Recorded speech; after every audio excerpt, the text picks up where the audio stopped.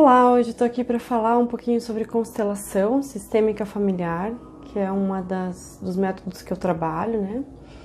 A constelação ela surgiu mais ou menos há uns 35 anos atrás por um psicoterapeuta chamado Bert Hellinger.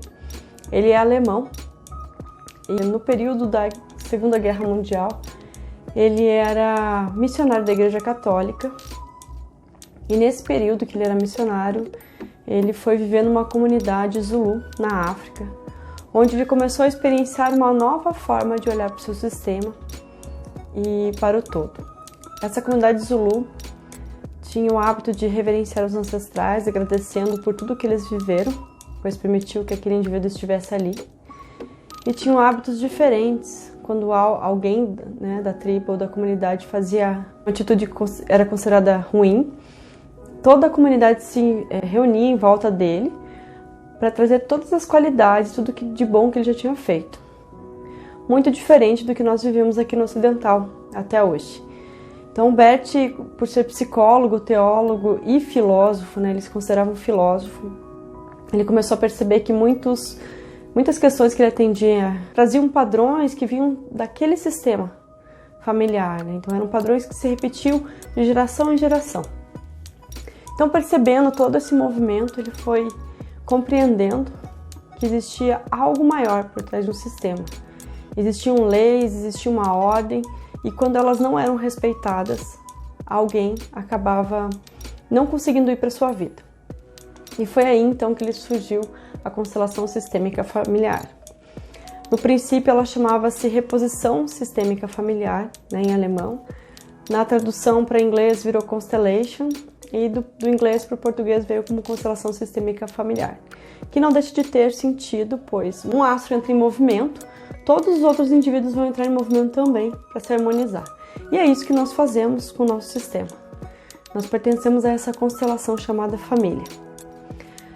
Compreendendo tudo isso, aonde que a constelação vai nos auxiliar? Em qualquer aspecto da vida. Qualquer movimento que possamos estar fazendo que nos impeça de ir para a vida, pode ser algo que vem muito antes de nós. Então a constelação ela vai olhar para memórias dos antepassados ou memórias desde o momento da concepção na barriga da mãe até aqui, que são memórias inconscientes, de algo que já foi vivido. E como nós somos 95% inconsciente, apenas 5% consciente, muitos de nós acaba não percebendo os padrões que repete e que aquela determinada área da vida não está fluindo por questões de repetirmos crenças e padrões limitantes do sistema. Então a constelação vai trazer para o consciente aquela memória onde algo aconteceu e vai ressignificar ela, trazendo um novo sentido para a história, mas principalmente o sentido aqui dentro de nós. Então é aqui que o movimento inicia. A constelação ela é regida por 3 leis, Então qual a primeira delas? A primeira delas é a pertencimento. Então todo indivíduo tem o direito de pertencer a uma família. Se a gente gosta dessa família ou não, a gente faz parte dessa família.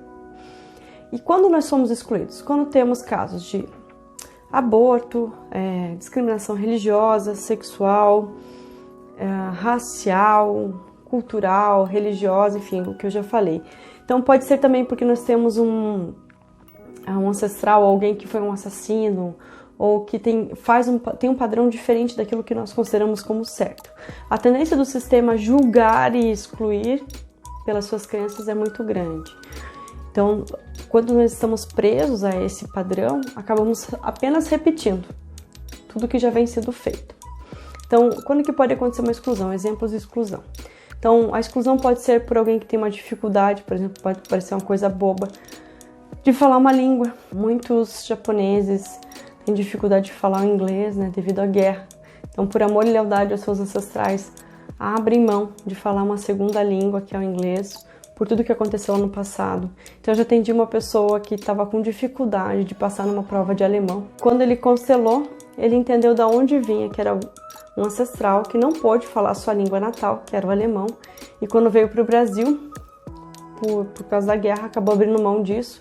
Então os descendentes vieram abrindo mão de falar uma língua por amor e lealdade àquele ancestral, que foi excluído do seu país, Então quanto mais a gente tem aí Muitas pessoas apresentam depressão e é um movimento inconsciente de olhar para a morte ao invés de olhar para a vida. A tendência nossa é olhar para a vida, mas enquanto as coisas do passado não estão resolvidas, inconscientemente, ao invés de olhar para a nossa vida, nós olhamos lá para o passado. Então algo fica faltando e essa pessoa não tem forças para viver ou para sentir o entusiasmo de estar viva. Então, através da constelação, ela consegue entregar aquilo que não é seu, devolver o papel àquele ancestral, incluir ele de novo naquele sistema e no seu coração, para que então essa pessoa possa ir para a sua vida e ser quem ela é, escrevendo uma nova história e honrando tudo aquilo que foi vivido antes dela.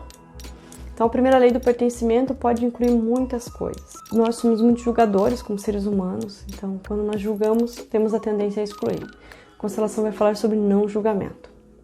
Acolhemos tudo pelo preço que custou e como aconteceu, pois era o melhor que podia ter acontecido naquele momento. Segunda lei, lei da hierarquia. Então, existe uma ordem natural no sistema, aqueles que vieram primeiro têm precedência. Então, os antepassados, os pais, nós, filhos, sobrinhos, netos, bisnetos e assim por diante. Existe essa ordem no sistema. O que acontece muitas vezes é que os nossos pais vêm com questões emocionais onde se sentiram muito pequenos perante o sistema deles ou muito grandes, né? Então, às vezes alguns pais que não tiveram contato com o pai ou com a mãe, porque morreu quando eles eram novos, ou os pais que sempre cuidaram de todo mundo, então eles foram muito grandes. Quando eles se tornam pais, eles acabam vindo com essa carência e inconscientemente acabam sobrecarregando os filhos emocionalmente. E nós, como filhos, temos um amor incondicional. Então nós dizemos para os pais: por amor a você, querido papai, querida mamãe, eu carrego. Eu abro mão da minha vida e eu carrego. E aí a constelação vai fazer com que possamos, ela vai permitir que possamos entregar aquilo que não é mais nosso, para que possamos carregar apenas o que é nosso. Pois quando carregamos o que é nosso, é leve. E a ordem, ela não segue só na questão hierárquica, mas sim todos aqueles que vieram primeiro têm precedência. Então, o que isso quer dizer? Quando você se relaciona com uma pessoa que já teve um relacionamento, aquela primeira pessoa, ela precisa ser incluída. Pois graças a todo o relacionamento que foi vivido, se foi bom ou ruim, aquela pessoa está disponível para uma relação amorosa agora. Isso acontece também no meio de trabalho. Então, às vezes criar uma nova função naquela empresa e aquele funcionário que foi o primeiro da função desempenha um ótimo papel, mas por alguma razão ele é desligado de uma forma que não ficou muito bem resolvida. Então, todas as pessoas que buscam vir ocupar esse lugar não permanecem. Por quê? Não estão honrando e tem algo que a empresa está fazendo, às vezes inconscientemente, de exclusão. Então, a ordem ela é extremamente importante. Isso acontece também nos sistemas novos, né, onde os pais hoje é mais comum se divorciarem. Então, o que acontece? Quando você olha para um relacionamento onde existiam dois pais e os filhos, e esses pais se relacionam com outras pessoas, perante o filho, aquela nova pessoa na relação do pai ou da mãe, o filho veio primeiro, então ele tem precedência, então ele tem o direito à ordem, mas ele não é maior do que aquela pessoa. Mas o filho, quando olha para o parceiro da sua mãe e do seu pai, ele respeita, pois o pai e a mãe são maiores e os seus parceiros acabam se igualando a eles. Então existe um respeito pela história e pelas escolhas dos pais.